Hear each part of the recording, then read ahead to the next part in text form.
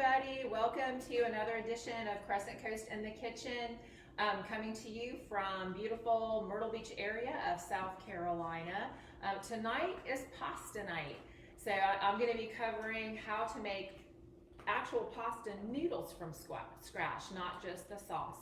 We'll be talking about this super hot real estate market, and then also Jennifer Miller, a very well-respected attorney in this area, is going to talk to us about the process of getting from contract to close from her perspective as an attorney. And of course, we'll have a drawing just like we always do. Thank you to everyone who liked and shared this show. Thank you to everyone that has come to my open houses. And I've put all your names in the jar to draw to win one of these cute little aprons. So anyway, I'm going to get started. So pasta noodles from scratch. Normally you only see something like that if you go to a 3-star restaurant. And it's just so easy and it's so inexpensive. I mean, you can bring cuisine to your family's table for like 67 cents. So the only ingredients that are in homemade pasta noodles are flour and eggs. That's it. And it's really easy. It's 2 cups flour, and this is how I make it. I don't use a fancy machine. I'm obviously not even using a mixer. So it's 2 cups all-purpose flour and 3 eggs. And this is how I was taught to make it. Actually, the person who taught me to make it is Lydia Bastianich. She's a very accomplished Italian chef with multiple restaurants. I did not have the luxury of cooking with her in person, but I've watched her shows. And I just crack my eggs directly into my pile of flour. You just make a well so it doesn't go anywhere. Have a towel nearby, wipe your fingers, and I have a fork. So these are all the tools you need to make your homemade pasta at this point. So you just start beating that egg right in the middle of that flour. And as you do that, you just start incorporating some of the flour from the edges.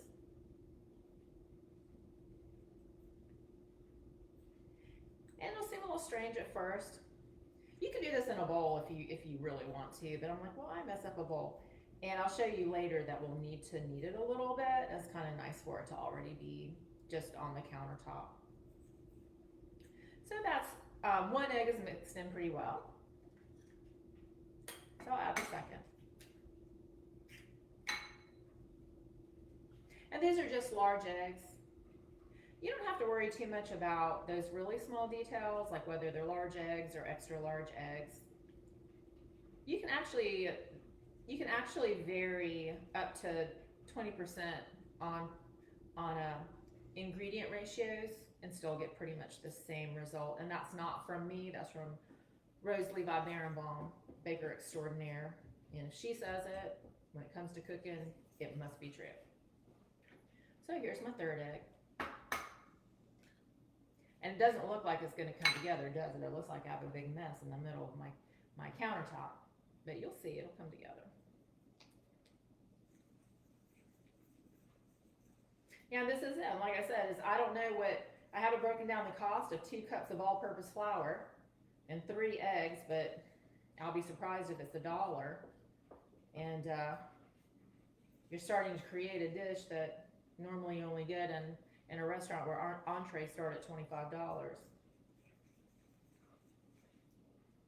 And one nice thing about making food at home is you don't have a lot of that extra sugar and salt that is in processed foods, especially, and sometimes within the restaurants. Just they're cooking in quantity for the public, and you're cooking in small amounts for your family at home, and you just don't need as much sugar and salt.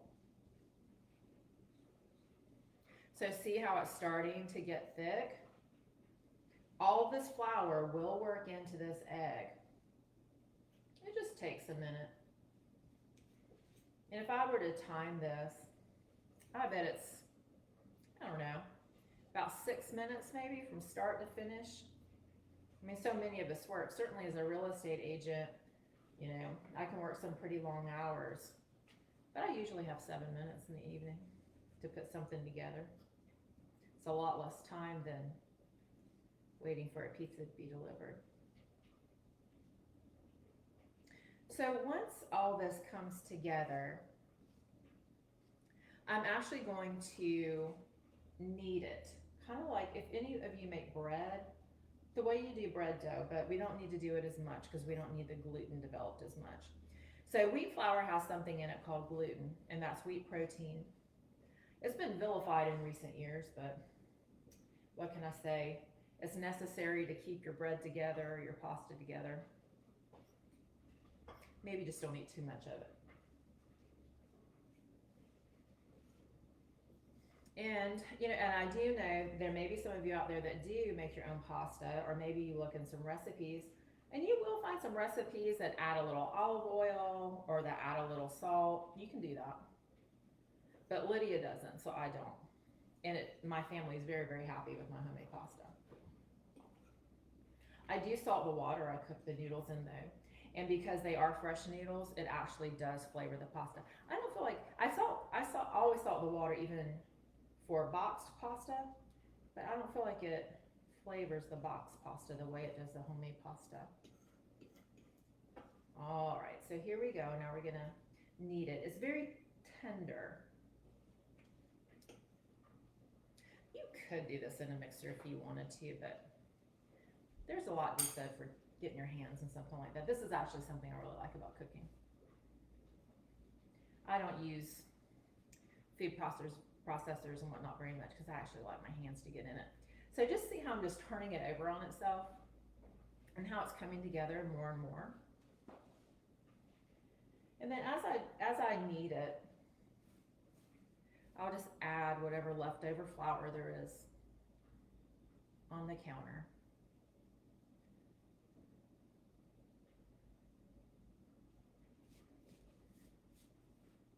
And just kind of gather it up and pat it in. And as you knead it, you'll notice it's starting to get firmer. Just like not everybody makes homemade bread, but some of you out there do. And you know how when you knead bread, it gets firmer and firmer. So what you're seeing me do, see I'm gonna press it down, and then I'm gonna fold it over and fold it over again. Kind of like you're folding a letter, like an old-fashioned, if you're writing a letter, the way you fold letter paper to put it in an envelope. And I don't count my number of folds or anything. It's just when it starts to get pretty firm, I know it's ready. And to me, that's good enough. And so I'll just put it in a little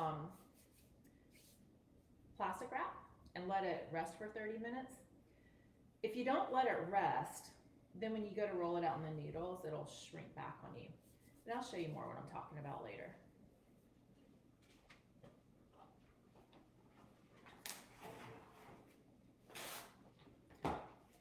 And this is easy, like it's not gonna stick. You don't need to flour it or anything. It's not gonna stick to the plastic wrap.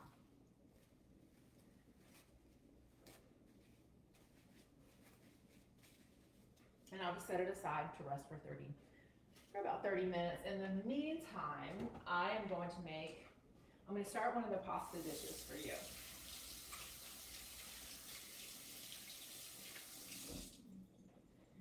I'm going to make tonight pasta carbonara and pasta puttanesca. And the reason I'm making those is because they're uncommon for us to order in the restaurant, or uncommon for us to make at home. And they're really easy, really delicious, and inexpensive too, if you know that's important for you. When my husband and I got married, he's of Italian heritage, but he really only cared for pasta with red sauce. But he really loves this pasta carbonara and pasta puttanesca now. He just hadn't been exposed. So I have some hot water going here, and I'm gonna just go ahead and use boxed pasta for the pasta carbonara, and you'll see why, because you stir a lot with pasta carbonara, and boxed pasta is firmer. And I almost hate to say tougher, but it kind of is tougher than homemade pasta. Homemade pasta is more tender. So I'm going to go ahead. Well, I'm not going to put this linguine in there yet. I'm going to give it a minute because I want to start cooking the bacon. So pasta carbonara, think of it this way. Pasta carbonara is like eggs and bacon for dinner. So I'm going to turn this heat on. Bring the bacon over, and it's just bacon. And yes, you can use pancetta, but I have bacon on hand. That's what I normally have on hand, so that's what I use. Pancetta is that. It's basically Italian bacon, but it's not cured. And so for half a box of pasta, I use 3 or 4 strips of bacon, 3 eggs, and a few tablespoons of heavy cream. You can use half and half if you want to, but heavy cream works better. And that's all that's in it except for Parmigiano Reggiano, or Parmigiano Reggiano is the Italian Parmesan cheese. But if you have regular Parmesan, and lots of times we have, you know, those containers of grated Parmesan in our refrigerator, and yeah, it's nice to grate your own, but if that's what you have, that's okay too. While this bacon fries, I'm going to go ahead and talk a little bit about the real estate market here. It has been crazy bananas. Every listing I've had has been under contract in 3 days or less for over ask. And then, you know, and what that means for my buyers is I have to move super quick with my buyers, and they have to be ready. So this has some implications for everybody out there. Like I have such a variety in clients. So, you know, several of my clients are watching now, so they understand. Investor clients is a little tricky because you're not going to get, there's no below market deals right now unless there's a severely qualifying factor that makes them untouchable by the average buyer. So it's not that it's impossible, but it's not like it was in 2010. Like if you haven't been in the market since 2010, it's the flip side of that now. And then, and for you buyers out there, and for my buyers know, like when you start looking, you need to be serious. You need to be ready. You need to have your pre-approval letter, and you need to have your proof of funds. Like just go ahead and let your realtor have like your bank account statement and your pre-approval letter. And it's even better if you can buy cash. And don't expect to get something for below market value. So just kind of steel yourself, and you might lose a couple of bids before you finally win a contract. But don't get discouraged. Inventory is out there. You just can't be ambivalent about it, or you won't get it. And then for my sellers out there, it can be easy to be complacent. You know, just maybe put your house on the market without really doing too much to it. But with my sellers, I go ahead and I have them treat the market just as though it was before. Like have your place clean as a whistle and decluttered, everything repaired, and that way you're positioned when you go on the market to get the best price in the least amount of time. You don't want your house to be the one that's sitting on the market. I actually had one of my listings, it was on the market for 4 days, only because my seller's personality is she doesn't like to make decisions real quick. I actually had a buyer ask me what was wrong with the house because it wasn't under contract by the 3rd day. So you don't want to be the one that's sitting on the market. So pardon me while I adjust this electric stove. I don't know if I'll ever be completely used to it. So here we go. All right. And I can't read your questions tonight. I tell you, my team members are having health issues this week, and so it's me and my husband and Jennifer Miller that are holding down the fort tonight. So I can't read your questions. So you'll just have to ask me later. Private message me or something, and I can answer you. These recipes and this video will be available on my website over the next couple of days. And it'll also be on Facebook, because it automatically records. And then it'll be on YouTube as well. Those of you who are joining me from the link in your email, I'll email you again with the video, and also you can just go to my website too.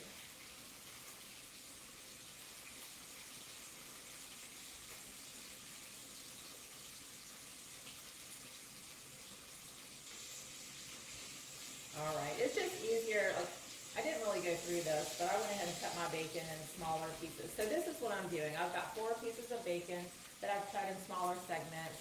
I'm crisping them up, and this is, I've learned to use my iron skillet. You don't have to use an iron skillet, but it holds the heat so well.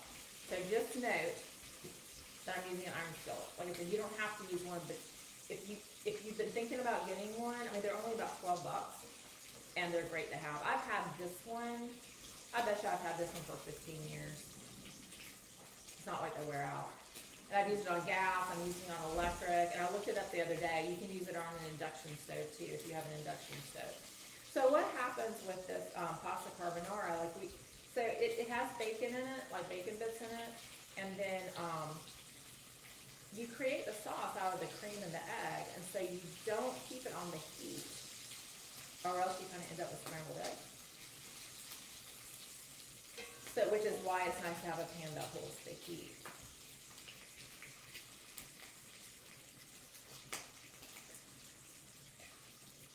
And my bacon's getting ready.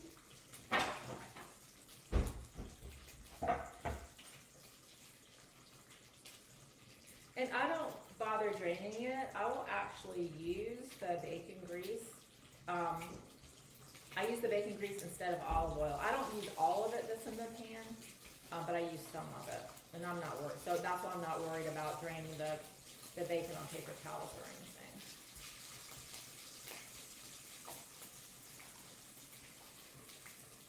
And since my bacon's about done, I'm gonna go ahead and I'm just going to make a half a box of pasta. That feeds 3 people anyway, plus I'm going to be making the Puttanesca as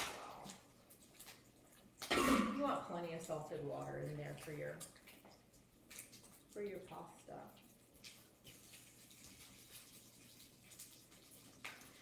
So people are wondering why the values in homes have gone up so much, and they're wondering why there's relatively little inventory on the market. So, and they're also a little bit worried, like, is this 2007 all over again? No, it's not. The reasons are very, very different. One of the things that we have going on is the really low interest rates, and that causes, it sounds strange, but it causes home prices to go up. So those of us who remember that market back in like 1990, when interest rates were 8%, 10%, even up to 14, 15%, home prices did not go up at all. In fact, they backslid a little bit because people tend to buy off a payment. So when interest rates are high, home prices stay low. Well, when interest rates go down, it makes the payment lower, so housing prices go up. Add to that the baby bump. So we had the baby boom years and years ago. Like, there were a whole bunch of births, so 25 years later, you had many new households being made in the 20s. Well, we had the dip after the baby boom. Well, now we have a baby bump. It's not as big as the baby boom, but we now have more households being formed than we have in the last 2 decades. So between those 2 market forces, it's created what we have going on right now. Also, another thing that happened in the market in 2007 was there was a lot of fraud going on. Tremendous fraud, and people were buying homes to flip. They were buying them and then selling them, the next day for $10,000 more than they bought for them. What's going on in the market right now? People are actually buying primary residences. So, like those new households being formed, they're buying primary residences, and they're buying vacation homes too. But they're not buying to flip; they're buying to use. It's a very different market. How long will it stay like this? We really don't know. They can't go up but so much because people's incomes won't support it, but they could go up for a little while.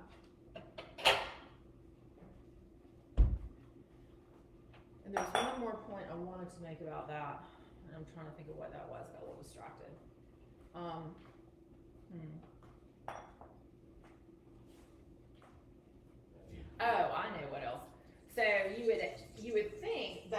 So a lot of people are leaving the cities. Like COVID really, it made a huge impact on the world economy. First of all, people can work remotely now that weren't, we've just found ways to work remotely, so people don't have to live in the big cities anymore. And they've also kind of had it with the big cities because the infection rates were so high, so people are moving out of the big cities. Well, I was kind of anticipating that the prices in the big cities would drop. But what's happening is we have foreign nationals moving in because people in China and the Middle East, actually they have big populations moving in. They just have, maybe they have the money or they have the mobility or whatever, but they're moving in California and New York. So people living in California and New York are leaving, and this is a big area that people are moving into. This is the this Myrtle Beach area is the second fastest growing community in the nation. Well, last year it was. Last year it was a town in southern Utah was number 1, and the Myrtle Beach area was number 2. So it'll be interesting to see what happens this year.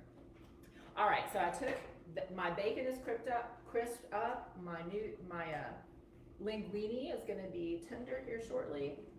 And let me see. Grab my glasses because I don't know what anything looks like. And it's going to be very interesting. I really want you to see how I make the carbonara sauce, because people are afraid of this and I can understand why. So this is what I'm going to do. So the way I had 3 eggs for the pasta, noodles is really not related, but I just happen to have 3 eggs for the carbonara as well. But like I said, this makes sauce for half a box of pasta. If you do a full box of pasta, you'll want to obviously double it. So I'll just crack 3 eggs into a bowl. Try not to get any shell in there. I got some shell in there. A little bit extra calcium, somebody gets that, right? And then what I do is I go ahead and add the heavy cream to that. I never measure. It's about 3 tablespoons. It's about a tablespoon per egg. So 1, 2, 3. And then I go ahead and grate my Parmigiana in there. The main spice flavor in carbonara is pepper. I don't put garlic in carbonara. Almost pretty much nobody does. I mean, I guess you could if you're a garlic lover and wanted to make it more of a garlicky sauce. So I'll put about however much I feel like. 3 eggs are probably about the most exact ingredient that I have in carbonara. That and 3 or 4 slices of bacon. I'll probably do about a 1/4 cup of Parmesan in here. And this is blowing away. And just beat that up real well so that the Parmigiana and the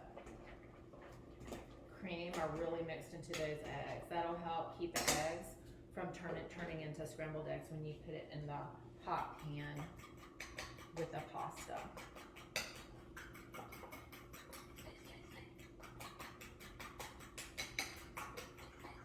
So when that linguine is tender, I'll actually just take it directly out of that pan and put it in this pot. I wouldn't throw out the pasta water anyway, because you may need that pasta water to thin down the sauce. You probably will. It's rare I don't. But tonight I'm also going to save it to cook the homemade noodles later. Okay, that's really all there is to it. I'm going to put some pepper in here. So 3 eggs, 3 tablespoons of heavy cream, about a quarter cup of grated Parmesan, and pepper so that you like it. Then we've got 3 to 4 strips of bacon over here crisped up. I've poured out some, but not all of the bacon grease. So let me see how our pasta is doing. It still is looking a little firm to me.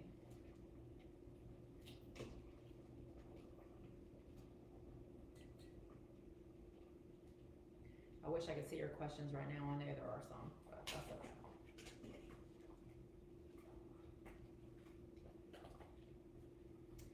Um, the offers that are winning right now are cash offers. I've actually had as-is offers. I've had as-is unseen given, offered, and accepted. That's perfect. And when I say as-is, that means without any contingencies like financing or repairs.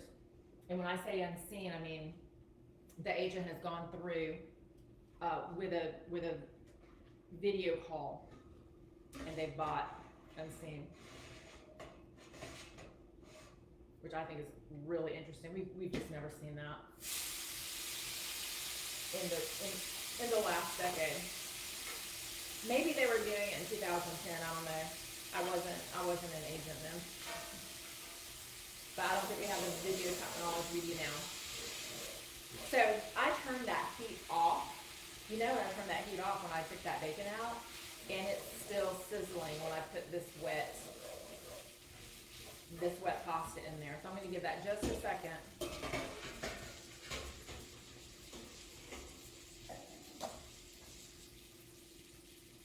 And I may just go ahead and add a little bit more water in there. A little more pasta water to cool it down just a little bit.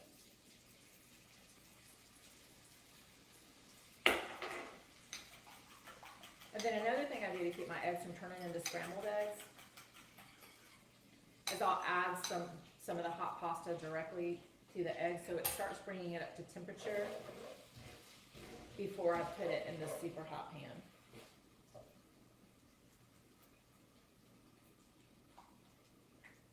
And this has somehow become a staple in our family. Like we probably have it once every 2 weeks.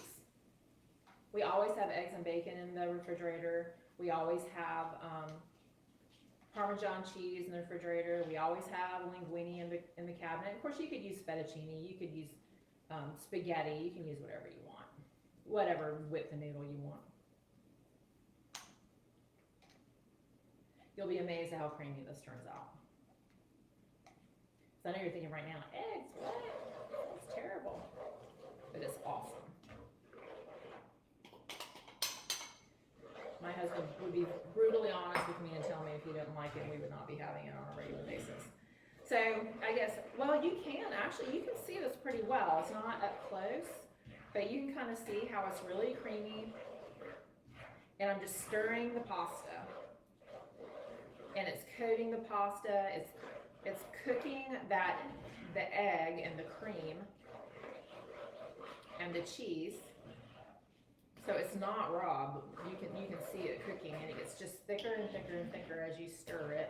And I'm going to need to add more pasta water.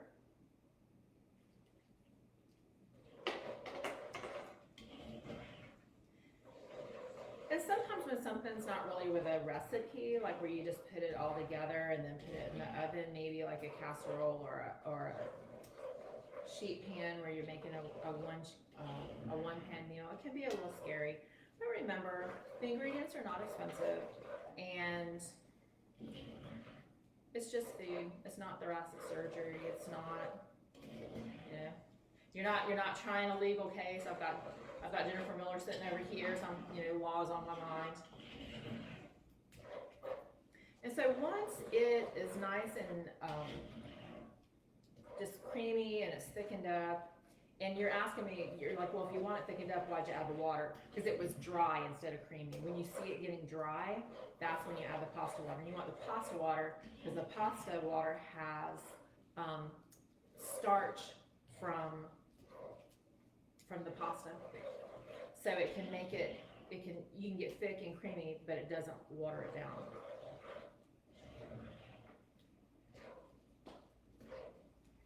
And I am about to finish this up, and as soon as I put it in the bowl, I'm gonna have Jennifer come talk to us. So hold on, because Jennifer's getting ready to be on camera, and she's gonna talk to you about what it is to go from contract to close for a home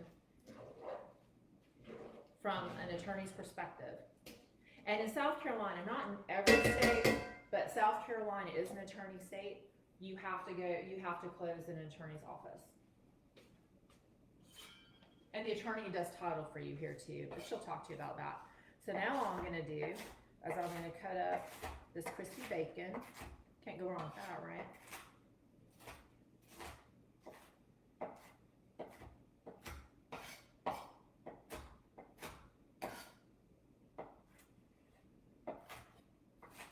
And then this just gets stirred into the pasta.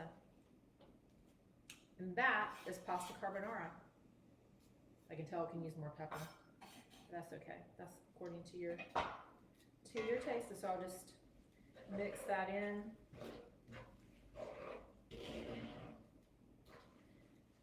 And because it's going to sit here a minute, I'm going to do a little bit more water. Okay. All right, Miss Jennifer, you want to come on up while I get this plated and start talking to us a little bit about, let's see. And if you'll look there, just look right there at the camera, you can kind of see where you are there. So guys, this is Jennifer Miller of Jackson Miller Law, and she does a prodigious number of closings here in the Grand Strand, and she's one of the best attorneys I've ever seen at the closing table, so I'm very happy to bring her to you. Oh, well, thank you so much. So again, my name is Jennifer Jackson Miller. I have been practicing real estate law now for just over 8 years, and just over 2 years ago I actually opened my own firm. So I am so excited. I've really found my passion. I actually know Lane's husband from being a former prosecutor for Horry County, so it's been great to see kind of things come full circle. So as a real estate closing attorney, my job pretty much starts when the contract is ratified. So in other states, you have attorneys that get involved in the contract process. In South Carolina, sometimes there are questions leading up to that contract that need some legal advice, but most of the time we actually don't even see anything until the contract is completely ratified. So at that point, we get the contract. I have somebody that actually opens all the files in my office. She reaches out and gets information. She'll get contact information. We have forms to fill out so we can start the representation. And then we start running with it. So once we get all the information in from the client, then what we'll do is we'll actually pass it on to one of our assistants. So the assistants are then going to be reaching out to any HOAs if there are. They're going to be ordering CL100s, that's the termite or wood infestation report, as required under the majority of the contracts. And we kind of time things depending on when things are going to be closing. So sometimes if you've got a 60-day close, we may not be doing a whole lot until we hit to that final 30 days. Because 30 days is really when we start looking at ordering all of those things. So we don't want to order things too early in the process because we don't want to have to go back and order something again and charge clients too much. So when we start the process, there can be a lag from when our clients actually talk to us or get any information from us after getting that initial contact information. So we do try to update people at every step. So we do have a flow, as we call it, in our office. So it goes from Lisa Damron, who opens all of my contracts, then it goes to one of 2 assistants, and then when it's ready, then it goes to somebody who actually looks at the title in my office. So there's myself and another attorney, Nicole Shalaba, and so anytime there's an issue, then obviously we step in with any legal advice that's needed, but I have somebody who's doing kind of that preliminary review after we order and get it back from an abstractor. Our goal is to have title back, and if there's a lender involved, to the lender within about 2 weeks before closing. The reason for that is you don't want to get title that's too old. You want to make sure that you're updated as soon as you can, because we don't want to have any judgments or liens that come up when we do a final title update, which basically takes place about the day of closing. So it can get, so our timing can get very specific as to when things are happening. And you know, the question comes up a lot, well, can I move closing up by a couple of days? Well, in this business, a couple of days, actually in many other businesses, is like a couple of weeks. So that's why it can be very hard to move things up. We really need to know from the very beginning what date we're looking to closing. So 99% of the time, we're looking at the closing contract date, unless it's identified otherwise. Because again, we basically back things up from that date. So we don't go, okay, well, we just got the contract in, so we're gonna order this, and we're gonna do this, and we're gonna do this. It's more, when's the contract closing, and then we set our goals as to when things are being ordered and what's being done based off that close date, not necessarily the ratification or open of the contract date. So I think a lot of people don't necessarily understand that the sequence of events that take place when you're actually working on a closing. So we're doing that. Once title is in and we've reviewed it, we do what's called a title commitment. So we do send the title commitment out to our clients so everybody kind of sees that. Now, when we do a title commitment, a lot of times it will be things that are called requirements. Requirements are things like a mortgage that might need to be paid off, getting HOA information, checking taxes, if there's an outstanding tax payment, that's getting paid as well. So that's going to be on a requirement.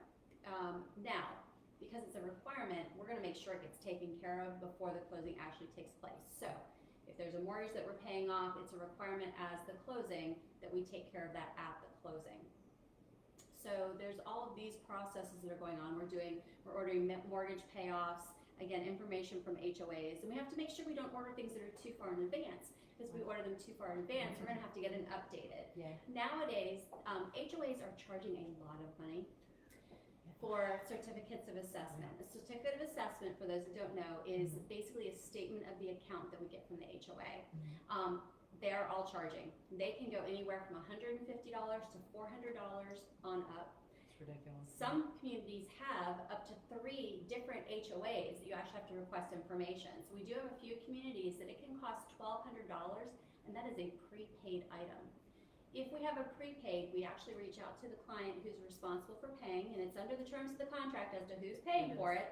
But we do get credit card information for that to order that up front. I know sometimes people get upset because they don't know.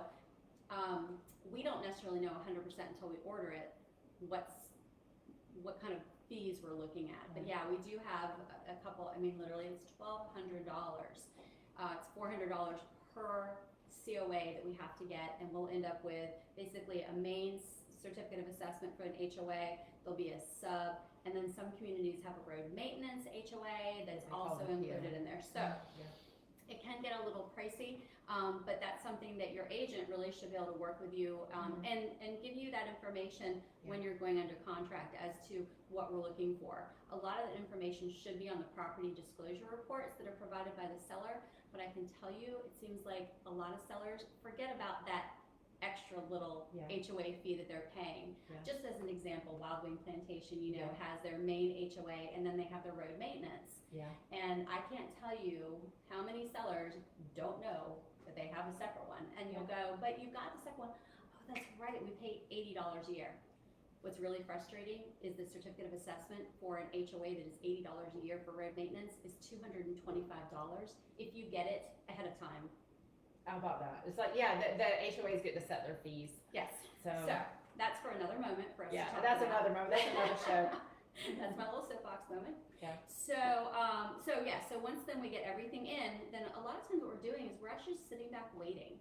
When we're representing buyers, we're waiting basically for the lender to get ready. So if we're on cash, we're kind of driving the bus much better. But when there's a lender-related closing, then a lot of times what we're doing is we have to get information over to them. They have to then finish their final underwriting. At the same time, they're going through a whole process where they're waiting usually for the appraisal to come in. Right now, I have had a lot of closings get delayed because the appraisers are behind, because there's only a finite number of appraisers. I know we just had one, it's kind of more of a worst case scenario, but it was ordered like 3 weeks ago. They did it 2 weeks ago. And apparently he had people go on vacation. Of course, even though COVID's not quite what it was, we still have people who are out, like I had people out. So there's still people that are going out. So he's actually behind, and even though he did the appraisal 2 weeks ago, he has not finished the documentation for the appraisal to get to the lender, to go through the underwriting, to approve it, to then get clear to close and send us documents. There's so many details you have no idea of as a buyer, and so just like. So you get an idea.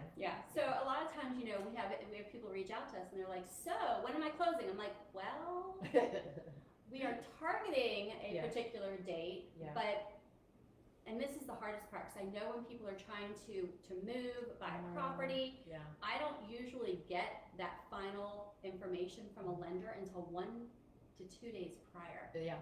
2 days that's is right. lucky, actually, sometimes. Yeah. A lot of times we're getting everything the day before closing. They're getting clear to close. They're doing that final employment verification. You know, there's so many underwriting rules and regulations that have to be done, and a lot of those things are very last minute, which makes it hard for us to then schedule anything that far out. So I had somebody call today who said, I'm closing in like 3 weeks. Are we gonna close? And I'm like, I'm targeting your dates. Yeah. And we're doing the best that we can. You know, we've got, you know, that's your day. So as long as everything keeps going like it is, we're going to be good to close.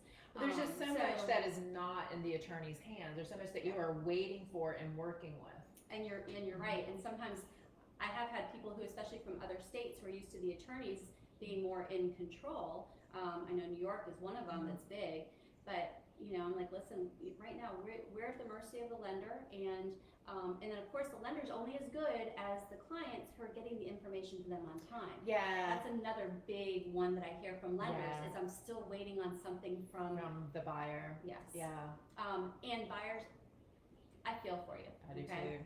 We've been there, we've done that, and it seems like you give them one document, and they're like, this is the last thing that I need, I swear, this is the last thing that I need, and then they come back for something else. Yeah. So, and I also, that's the not to get underwriter. frustrated. And also, that's the underwriter, not the lender. Again, that's a right, not no-show. your loan officer, you're right. Yeah, the loan officer is asking you for it, but it's the underwriter that keeps on bugging the lender to bug you. So anyway. Right, and it seems like every time you give a document, it brings up another question for them. Right? Yeah. Yes, and you're like, really? I don't think I have anything more that I can give you, and yet somehow they come up with one more item. So the joke is, for a lot of clients, they're like, okay, you know, I was about ready to say, do you want a pint of blood? I know, right? To go A with lock it, of so- hair. Yes. My firstborn, for I that know, matter. right? So, yeah, and it can be very frustrating, but obviously the end result is, in my opinion, well worth it. Oh yeah. Even though I've had many clients who go, I was done. I was ready to just give I'm up. fried. Right. Roadkill. So just be prepared that there is it's a lot of things, and there are things that you're probably going to give more than once. Yeah. Because just like in my office, we have a flow that goes through, and we try to be really good about, you know, getting what we need, putting it where it's supposed to go in the system. But as crazy as everybody is, you know, and you figure, you know, my office, you know, we probably do 110, give or take, closings a month. The lenders are doing even more than that. So they've got the bigger staff, and they're trying to train people, and they're, you know, and you've got a lot of newbies in this because nobody expected the industry to do what it To did. jump like it did. So a lot of people had actually started downsizing last year in anticipation of us going down, and then COVID hit, and none of us could have predicted, I don't think, what was going to happen with interest rates and with what's going on in the market.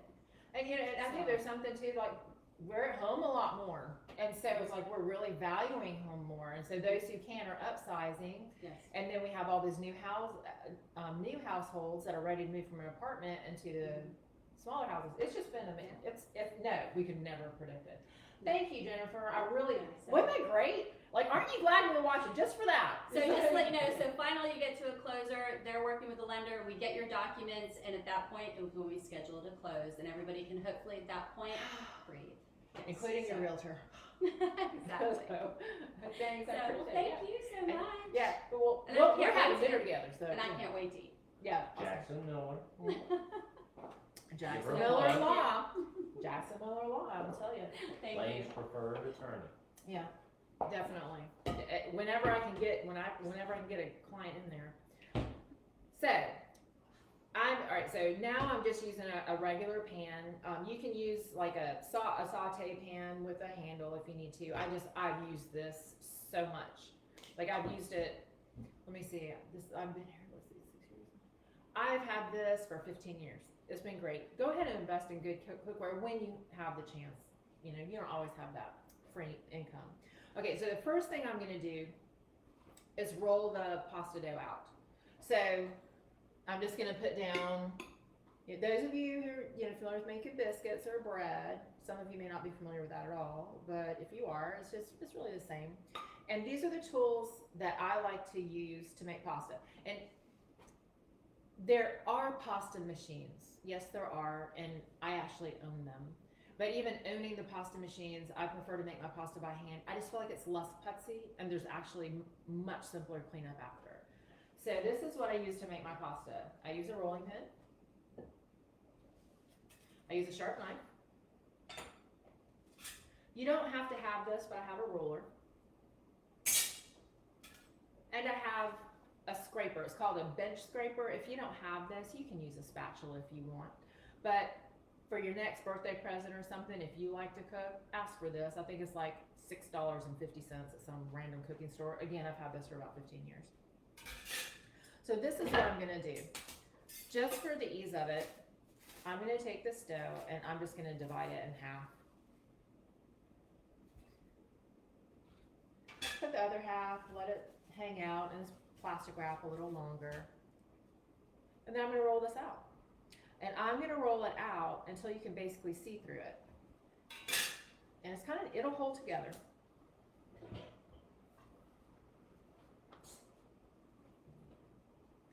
Yeah, actually, if you could bring that over, would be great.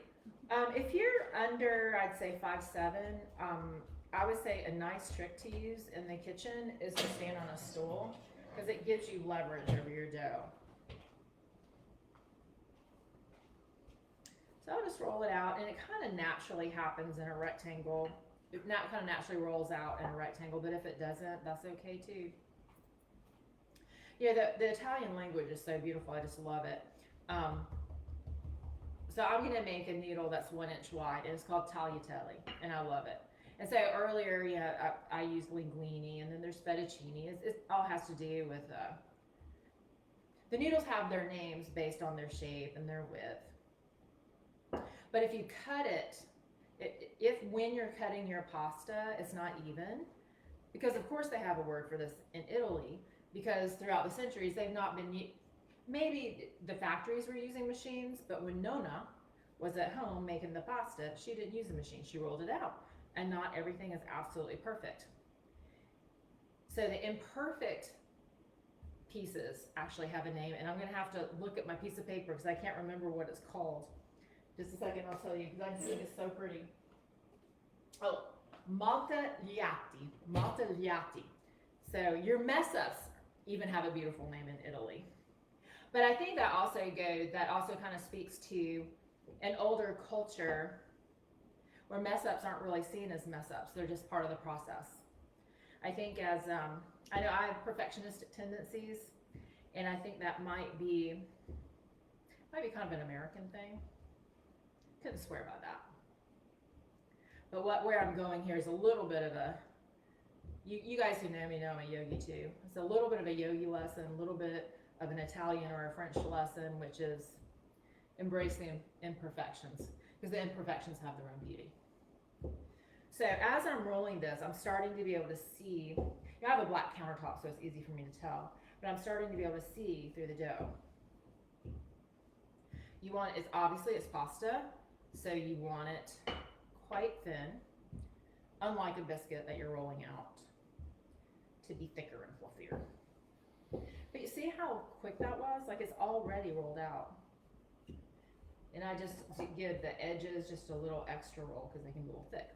And I think you're gonna be pleasantly surprised about how easy this is to turn into pasta noodles. So check this out.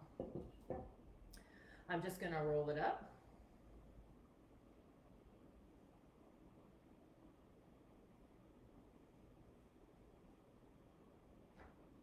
And then, like I said, you don't have to have a roller. I mean, you could just make a whole bunch of maltagliati, right? So, but I just put this up here and I just take my sharp knife and cut every inch.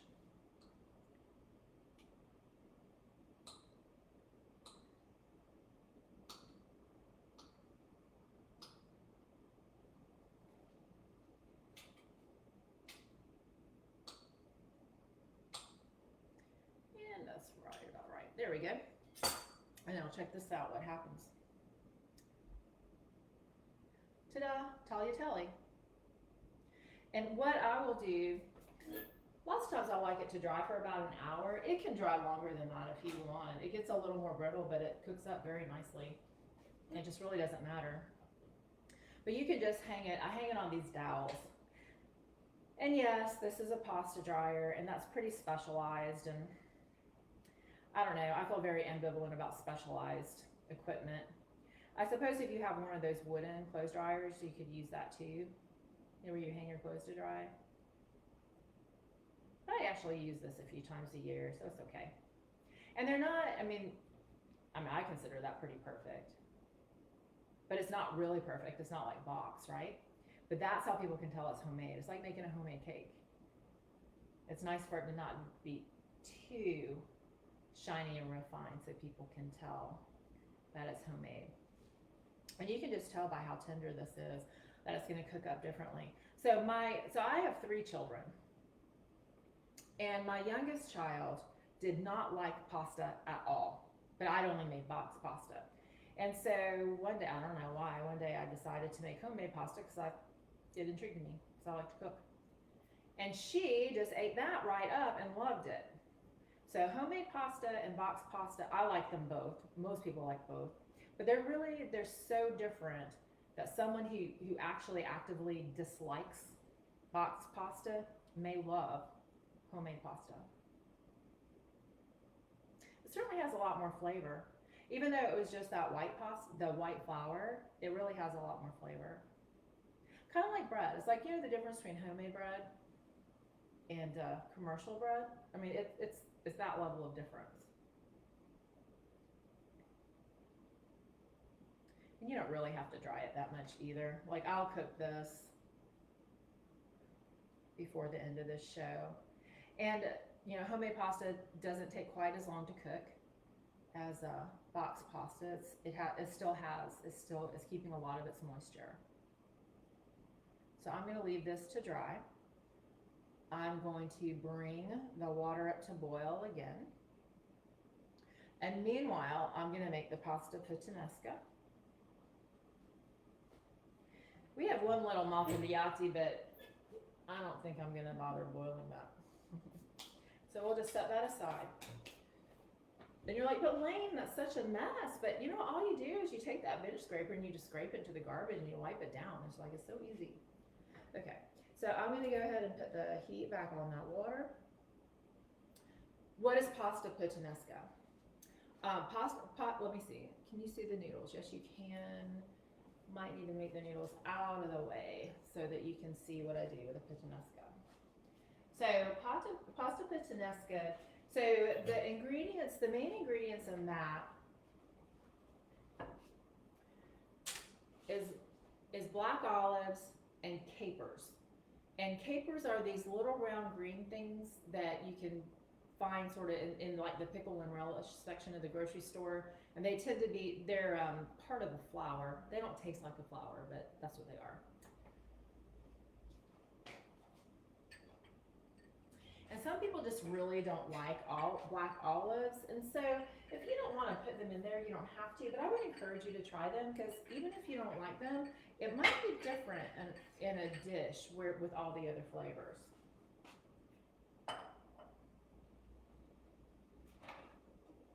So for this, I'm going to have olive oil. Oh, and another thing too, and some of you might object to this, but I think it might surprise you, but there is anchovy in this. But what happens is they kind of melt in the olive oil, and they just provide a sort of a umami, like a meaty, salty base.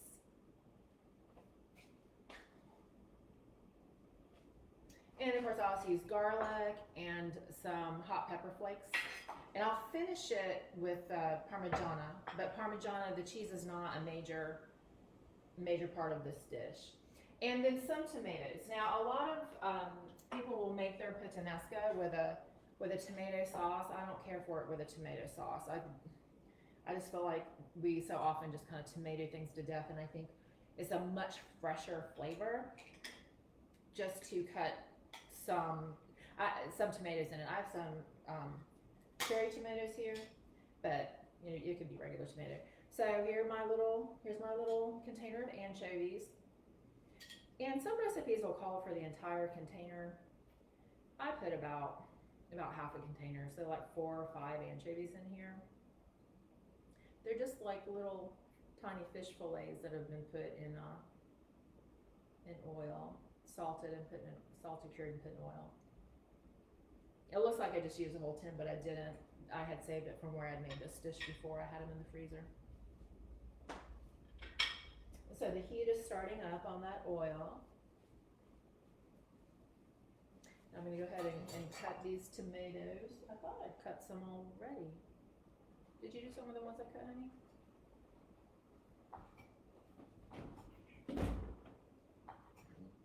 And I just like to keep them kind of chunky as opposed to a small. I don't do a small dice or a small slice.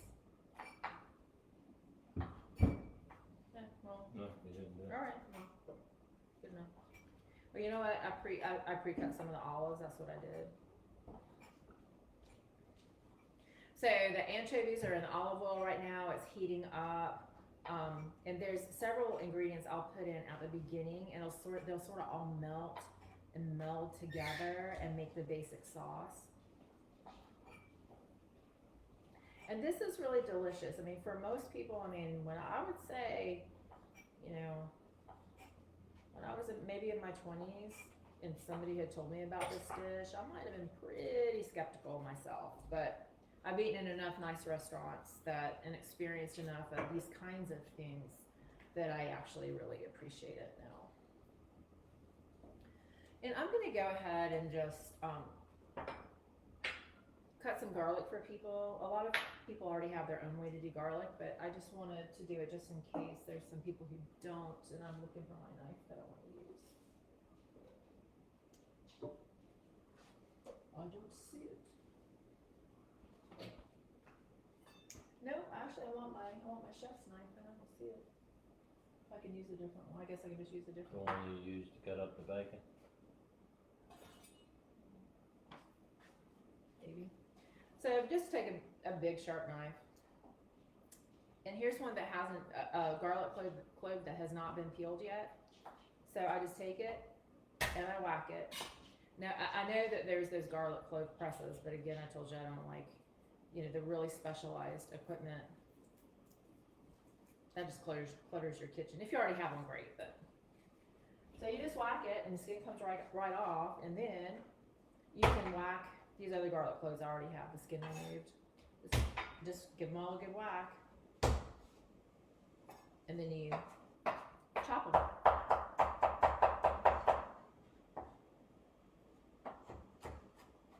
So we have the anchovies in there melting in the olive oil. We have the sort of large chunks of tomato that are going to, as they heat up, release their juices and soften. And now we'll put our garlic in there, and the garlic will soften and meld with the other flavors too. And I'll put in, I'd say it's about a 1/4 teaspoon of red pepper flakes. So in pasta puttanesca, you've got the anchovy. That's the sort of a base flavor that it does not taste like fish. It just tastes kind of meaty and salty. And then you have, there's meant to be heat in it. So a little bit of red pepper flakes, and then a little bit of tomato, and then ultimately the olives and the capers. So it's 20 for this recipe. And again, this would be for a half a box of pasta. I'm doing 20 olives. And I'm just cutting these into thirds. They're small, but not tiny.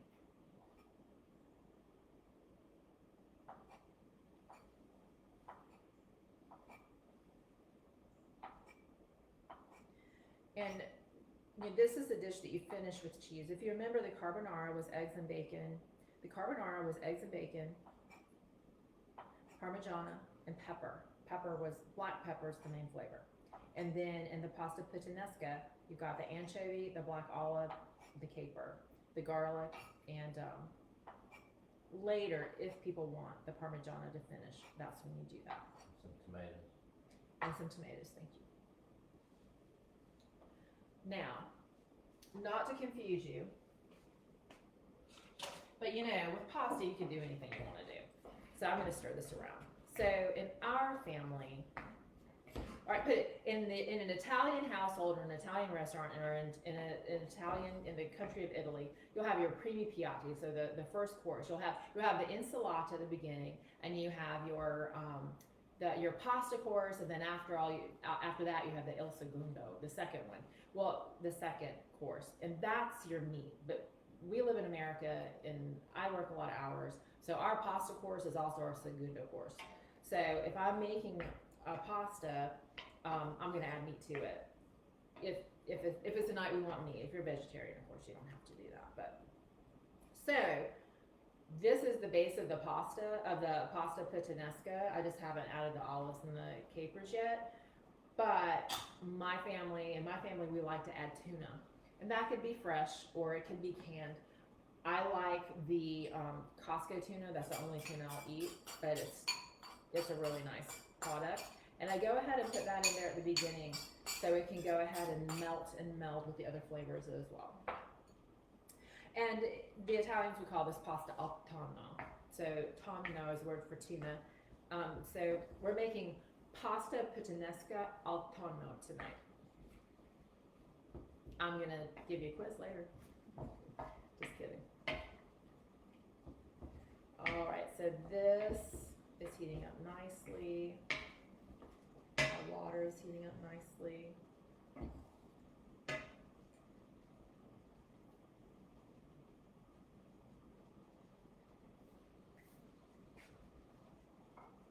I actually have some pasta of the homemade pasta that I made earlier that I'm going to drop in this. Like dry. Yeah. So this is what it looks like dry. It's just stiffened up. And actually, I let this dry overnight, so it's kind of stiff. But if I had an hour after, it's still pretty soft. So it just depends on how long you let it dry. And it'll keep almost, I mean, it would keep for a week. Like if you made a bunch on a Sunday, you could eat it on a Thursday just fine. So I'm going to go ahead and drop this in. And I happen to know that this tagliatelle at this stage takes 10 minutes to cook. So I'm going to go ahead and put that in there. And I am way over on time, I just realized. So you're not going to be able to see this cook, I'm afraid. Well, I'll just go ahead and keep it on. You can turn the TV off, or you can turn your Facebook Live off if you want. We're just getting a little late.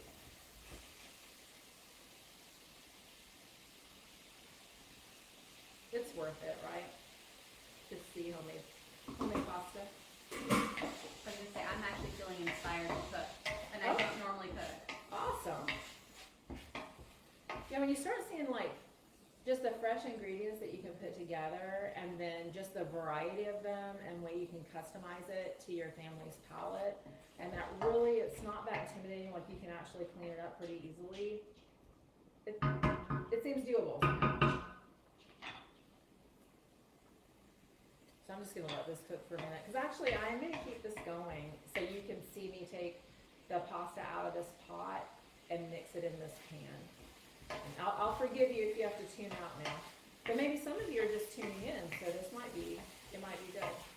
So how long are you gonna simmer that? It actually, like this, I'm gonna go ahead and put this down to low. It kind of doesn't matter how long you simmer well, maybe it does. The tomatoes and the tuna, you just don't want it to dry out. And in fact, I think I'm gonna take some of this pasta water and put it in here.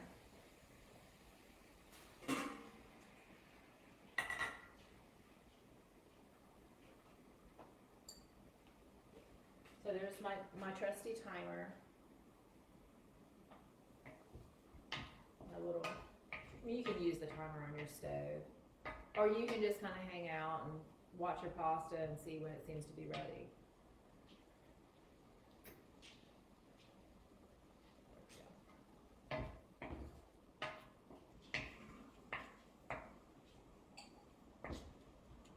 There we go. We'll just let the tomatoes and the garlic and the anchovy and the tuna just hang out. I wish everyone could smell this. It is amazing. Awesome. And I think I'm gonna go ahead. Nobody can see the carbonara. I might put that where they can. I'm not sure if I'm gonna. Yeah, they can see it if I do that. So it's definitely an amateur operation. Hope nobody minds.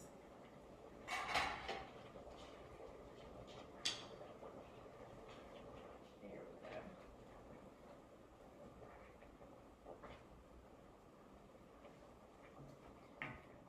Well, and then just kind of revisiting what Jennifer was talking about. So I interface directly with the buyers and the sellers, and it's not as though Jennifer, the attorney, does not, but so much of what she and her team does is behind closed doors, and it's paperwork and communication. But hopefully, what Jennifer was talking about takes some of the mystery out of it, because I feel like buyers and sellers, like sometimes you can feel helpless because you're paying out this money and there's this big expenditure. When you buy a house, it's one of the biggest purchases of your life. It might be the biggest purchase of your life. And so that's nerve-wracking anyway, and there's an emotional aspect to it anyway. And then when you add to it, I'm thinking of one particular, I have many stories, of course, but like thinking right this second of one buyer. She and her husband were trying to close out their home in New York so they could turn around and use those proceeds to buy a home down here. And the closing in New York was actually delayed for 2 months. And meanwhile, the sellers down here were waiting for the closing down here to close on a house. So it was very stressful for everyone, and the lender was doing his best, but he couldn't go any faster than the lender was doing for the buyer up in New York, and it was just there were tears, there were many tears. But just rest assured that the professionals that you're working with, you need to choose seasoned professionals with a very good reputation. So you need to have yourself a full-time realtor with a very good reputation.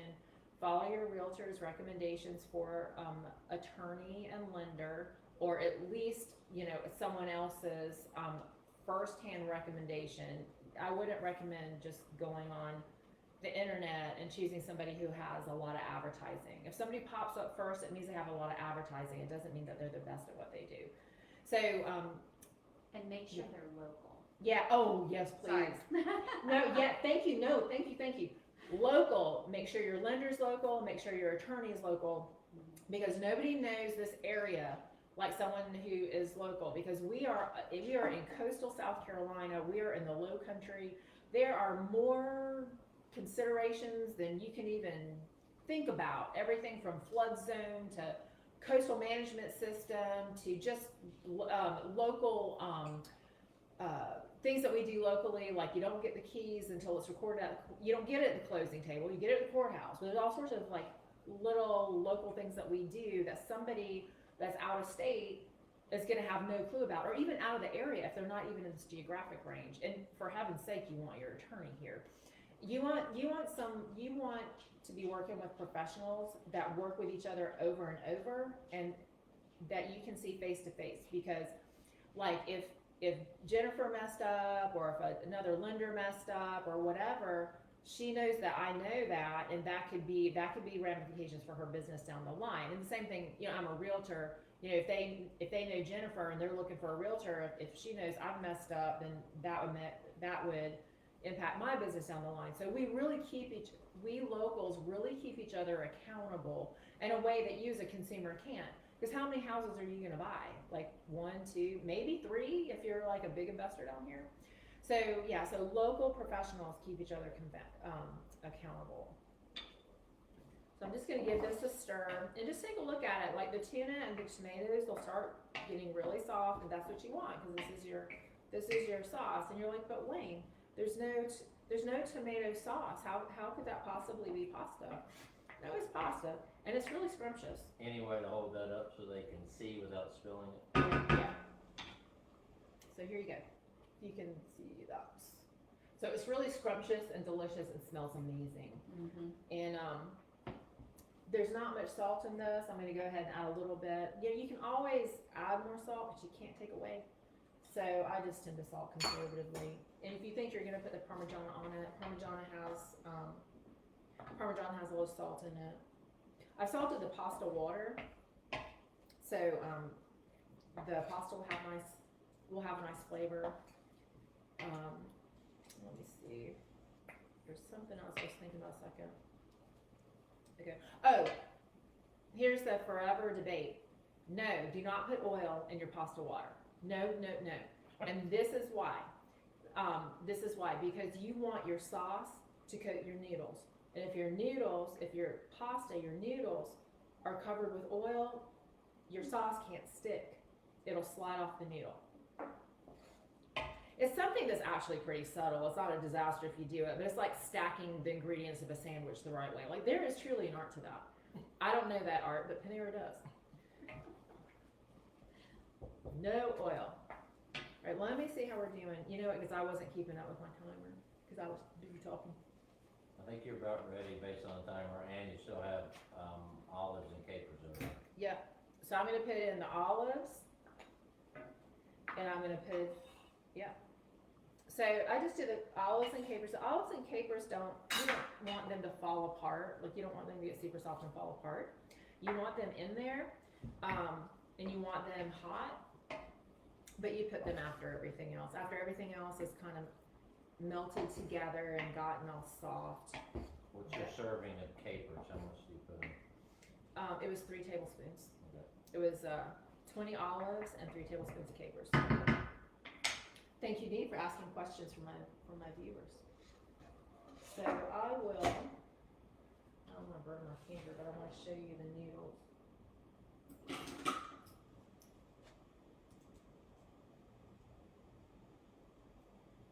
Ta-da! See how they still have lots of body and shape, but they're soft, and they almost look like, those of you who are familiar with chicken and pastry, it's thinner than the pastry, but it's almost like that. And the recipe's not the same. The pastry has some egg in it. So anyway, so I just put that. So I just put you put the noodles in your sauce. You saw me do this with a carbonara. You know, the way I grew up is, my mom would put the pasta on the plate, and then she'd put the red sauce. She'd pour like on a platter on the plate, and then mom would spoon the red sauce on top of the pasta on the plate or the platter. That's not how they do it in Italy. I know we're not in Italy, I know we're in the United States, but when you put the pasta into the pan with the sauce, you can just coat it. You can mix it all together and have everything all coated with that scrumptiousness in a way you can't if you just put it on the top. So what I'm gonna do is I'm gonna put this on the platter so you can get a little bit more of the full effect of it. Can you hand me that? There